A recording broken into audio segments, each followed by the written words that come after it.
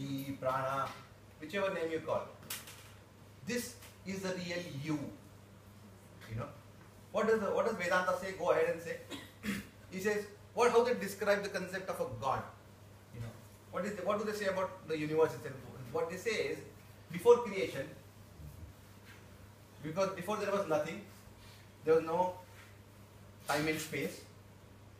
There was this one entity. The entire Vedic scripture, there is no name for the God, because they don't put a name on it. Name is a very human concept. They say that divinity is beyond humanity. Okay, they only refer to it as Ishvara, which means the controller, or Maha Ishwari Shakti, which means the superior consciousness, or Shakti means energy. How was this being? It was pure energy, Shuddha Urja. And how was it? It was Jnanamaya. It was wise. It was it was self-aware. It was consciousness, pure consciousness, which is in the form of energy. And then this, how was it? Nobody knows. They say, we don't know how it was, where it came from, who made it, when did it sit there, was it sitting somewhere or was it floating? No idea. What shape it was, what color it was, no idea. Why? Because it was beyond the concept of space and time. And in this Paramatmana, superior consciousness, there is a ripple, they call it a thought. There's an Ekoam Bahusyama, I am one, let there be many, a thought of creation. Now I try to correlate it with modern science. What is the concept of evolution? The Big Bang Theory. What is the Big Bang Theory? They say there was a time, or there was a moment when there was no time and there was no space. Right? But there was a presence of energy.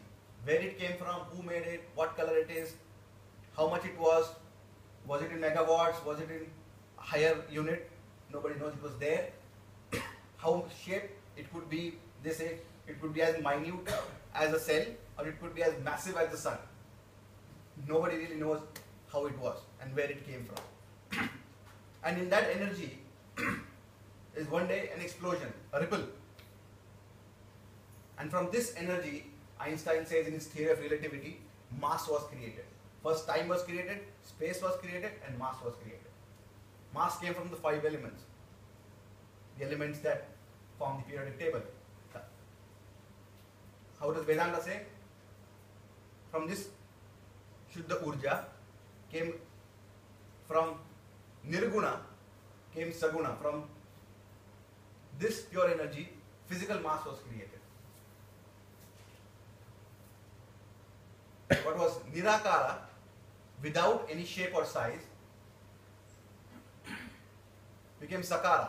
It had got shape, got the galaxies and universes were created.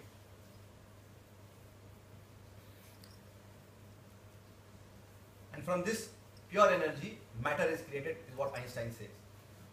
We have no conflict here. The conflict between science and religion is not with Vedanta. We have no conflict here. For us, God is not, when we say, for instance, in the Purush Sukta it says, Sarva Vishnu Mayam Jagat.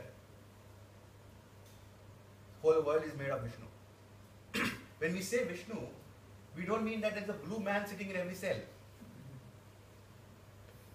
No. What is Vishnu? Vishnu is the creating energy. It is sustaining energy. What is the concept of a manifest and unmanifest word? A Vyakta and Vyakta Swarupa. Vyakta Swarupa is the manifested word, which quantum physics is now trying to realize that there is beyond the limitations of physical state. And what is the Avyakta Swarupa? Is the state of unmanifested.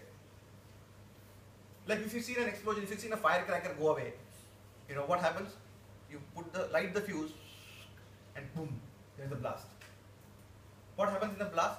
You hear the sound first. Or do you see the light first? You see the light first. You see the light first. Why? Because light travels faster than sound. So you see the explosion and you hear it. The energy goes on every direction and then you don't see it anymore. What is it? How we correlate this? What does Vedanta say? the concept of Utpatti, Sthiti and Laya. We say this physical universe has been created from pure energy and right now we are in a state of Sthiti, which means maintenance of that creation, and one day we will go back to Laya. This energy, the whole mass will go back into the state of pure consciousness again. How does Einstein say? E is equal to mc square. Energy created mass, and mass will go back to energy one day. From consciousness to consciousness, from Omkara to Omkara.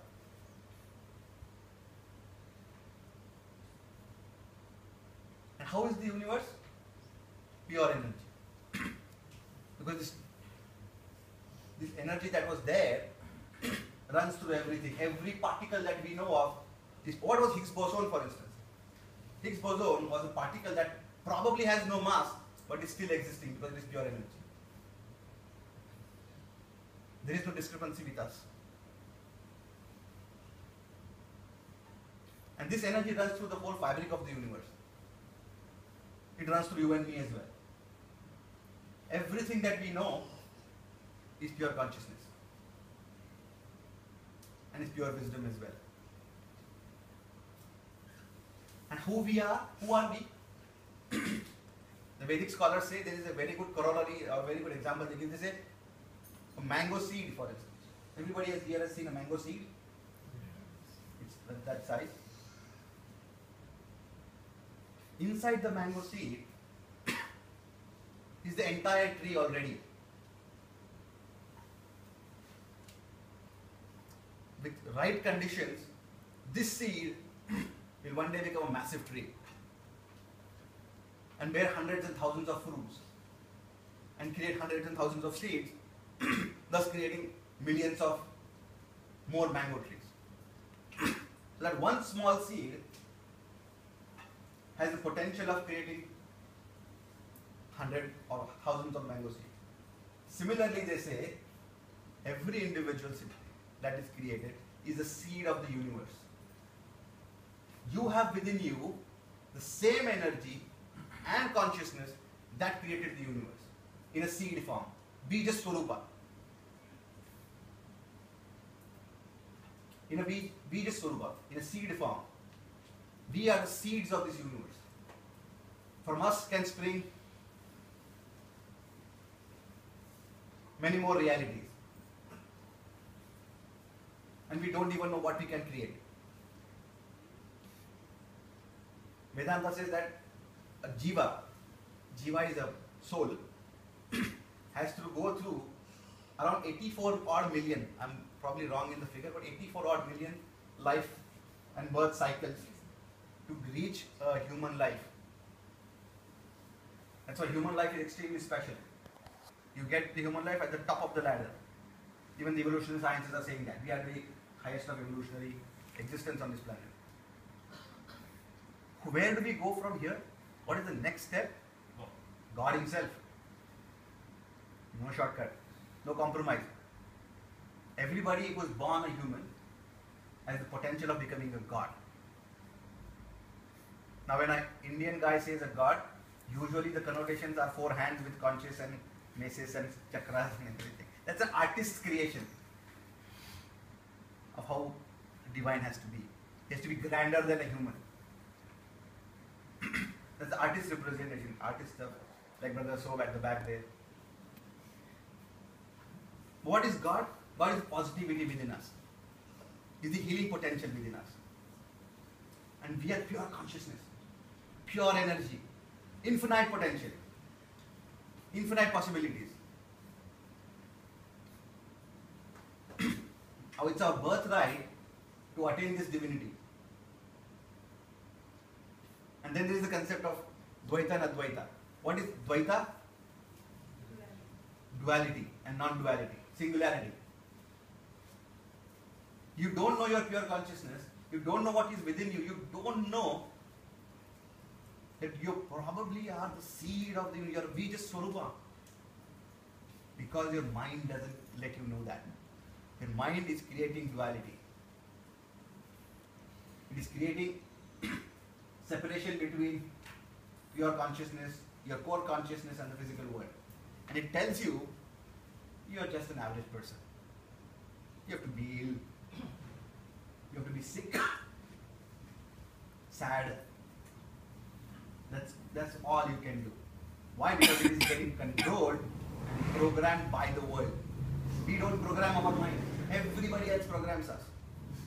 In the school, for instance, if I can't mug up a few things and recreate it on a sheet of paper, I am a poor student. I'm branded as a loser from day go. If I get low grades, I'm a duffer. From your teachers to your parents, especially at least in the Oriental families, judge you like that. If you are getting lower grades than your brother or sister, you're doomed. This tremendous in-sibling competition that they create, nudge you on to get higher and higher grades. But if you don't, you're some of the ugly duckling in the family. If you don't have the right car, you have not made it in life yet. A smaller house, you still live in the wrong neighborhoods. You're not hip enough to mix with us. Who are we? The world is telling me. It is programming my mind, and then this programming is creating this advaita, differentiation between me and my consciousness. If I would have programmed my mind, I would have known who I am by now. Or at least I would have affirmed the idea that I'm more than just this physical body. Probably realization could come at its own sweet time. And what is Adhyatma? Adhyatmanaha is the study of the self.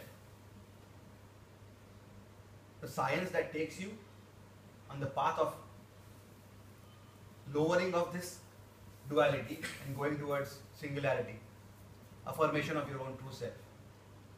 Like Buddha, Lord Buddha says, there's a Buddha in all of you. Just look for him and you'll find it.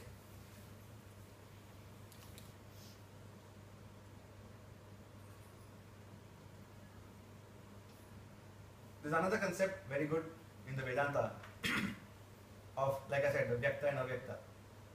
They say that whatever is now a reality is whatever we have been able to perceive and create from that perception. What is Avyakta? Is unmanifest. And what is that? Potential. It's potential energy. You don't know what you can create. Because if your perceptions change, your realities change. So today I like blue color. Tomorrow I decide I like brown instead. My reality has changed. If today I hate somebody, and when the person walked into the room, I had negative emotions. If I find strength within me and forgive him, my perception of reality changes. So manifestation of reality is completely fluid. Like Sir said, you can discern from right and wrong. Because you have what is called as choice. And in this choice, we can actually program our mind to change our reality. So if you're ill right now, remember that illness is coming somewhere deeper within you. If you're sad right now, remember the sadness is coming from somewhere deep within you. If you feel you're lonely and powerless, realize it's just your mind playing tricks with you. Because in you is the universe itself. And people say, but you are saying that I can become a god. So when do I start growing the third head? How do I mutate to that level? You don't. You probably will look the same.